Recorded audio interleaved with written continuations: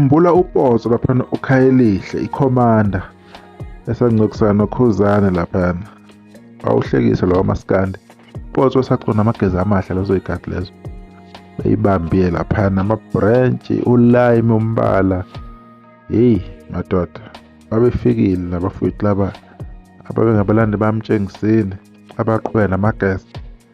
Umsebenzela kakhulu uPotso nabantu esenza nabo iCommander wesikhathi leso. Bamkhuphula bamseka ngayo yonke indlela.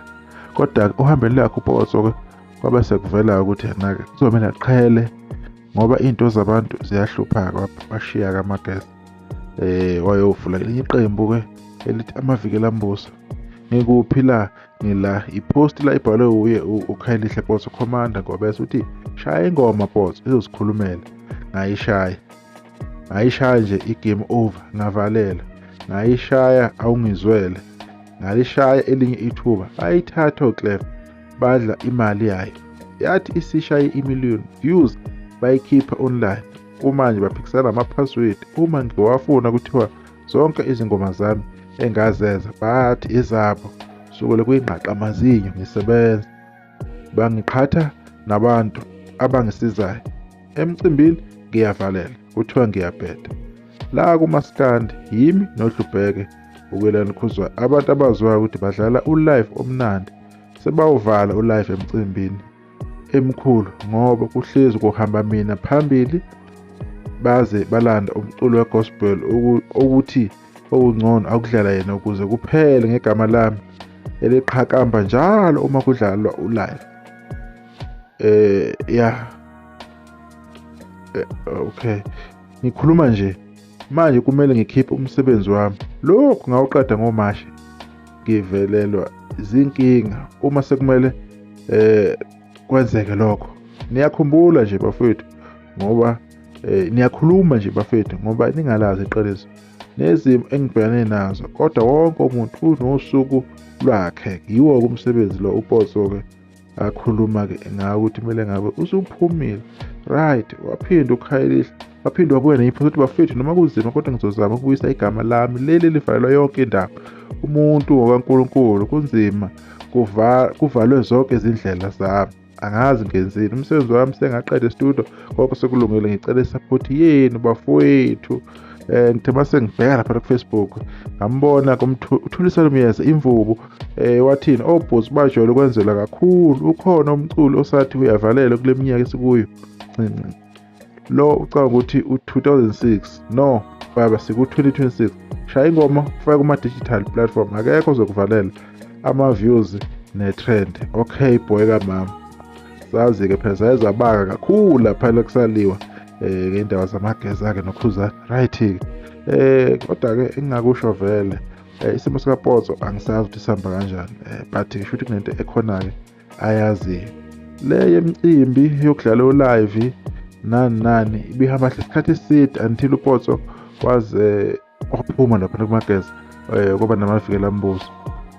Amavikela mbuso abaka kwami nanokubona kwami awakwazanga ukuthi a-replace leyanto lena uPotso isikhathi sekumagezi. I-support structure, i-base nayo yonke into ayithola kwafica kusesekahle. Lokho ayikushiya emtshengiseni aqhubeka bakusebenzisa kwabasebenzela futhi afu uqamba. Kodwa-ke kuthe maseqala imbango-ke waseke eyahamba-ke uPotso kuyovula amavikela mbuso. Amavikela mbuso-ke na online angaze ngiwabonisise kahle.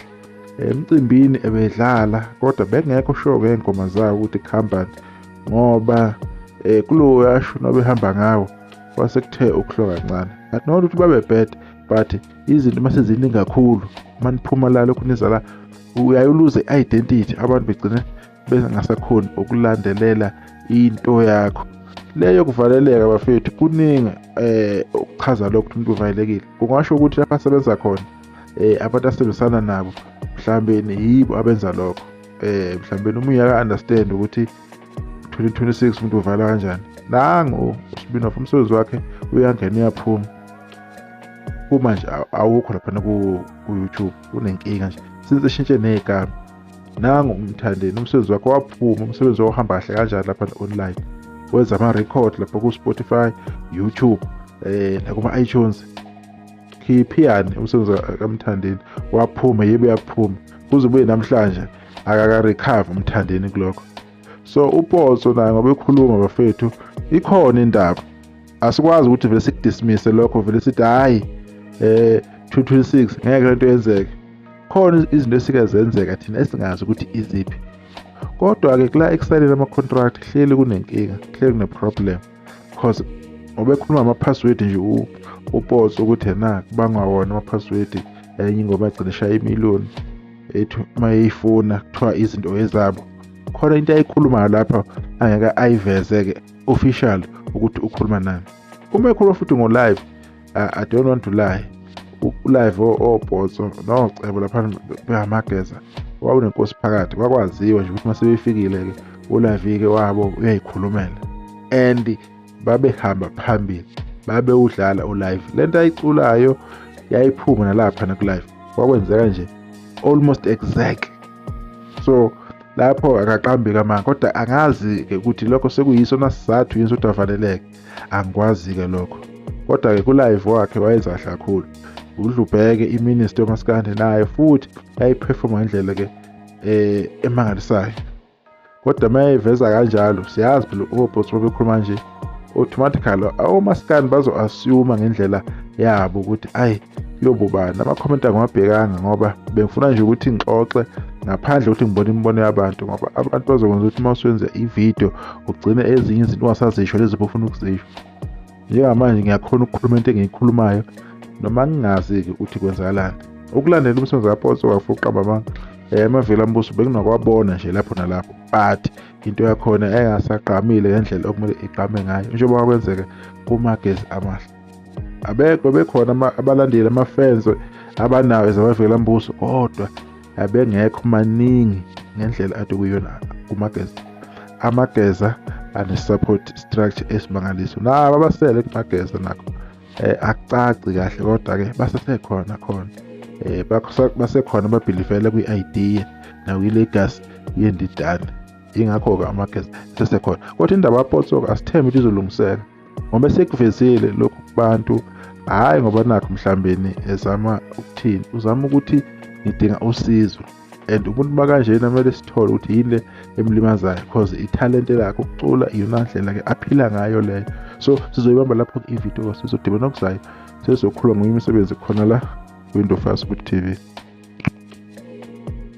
Njengoba utshela abantu ukuthi mina nginothando, awubatsheli ngani ukuthi wena wangithanda. Mangathola linye ithuba ngithandana nawe.